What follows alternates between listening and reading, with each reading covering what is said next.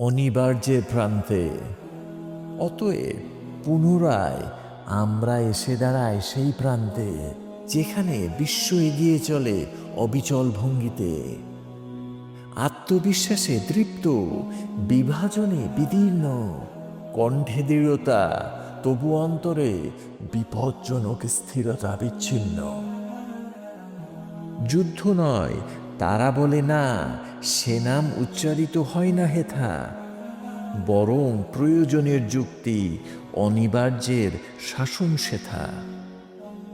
ইতিহাসে বহুবার অভিনীত সেই ক্ষণ, যেখানে প্রতিটি পক্ষ নিজেই নিজের কারাগারে বন্দী হন।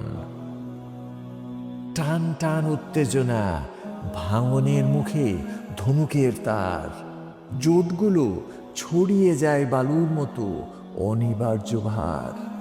অস্ত্র নীরবতর, তবু শীতলতর, নির্ভুল, নিপুণ। সতর্কতার জন্য নয়, হঠাৎ বিনাশী যার গুণ। প্রতিটি জাতি ঘোষণা করে তাদের কারণ ন্যায়সঙ্গত। প্রতিটি নেতা নিজেকে ভাবে অপরিহার্য, অপরিহিত।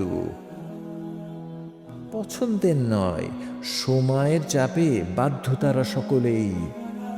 যেন নিয়তি নয়, নয় সিদ্ধান্ত, ক্ষমতা তুলে দিয়েছে হাতে অবলীলায়। এবং তারপর আসে সেই চেনা অনিবার্য বাঁক, যেখানে সংলাপ দুর্বল আর শক্তি স্পষ্টতা স্বরলিপি রাখ।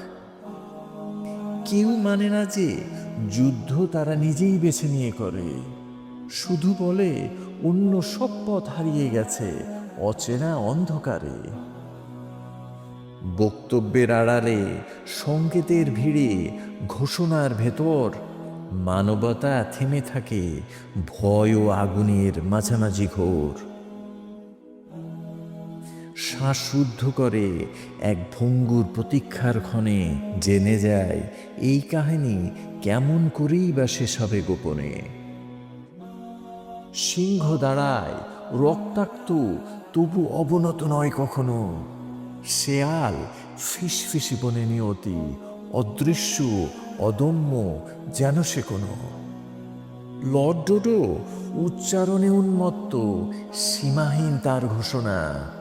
রাজারা নিশ্চল, স্বাচ্ছন্দ্যে আবদ্ধ, নির্বিকার তাদের চেতনা।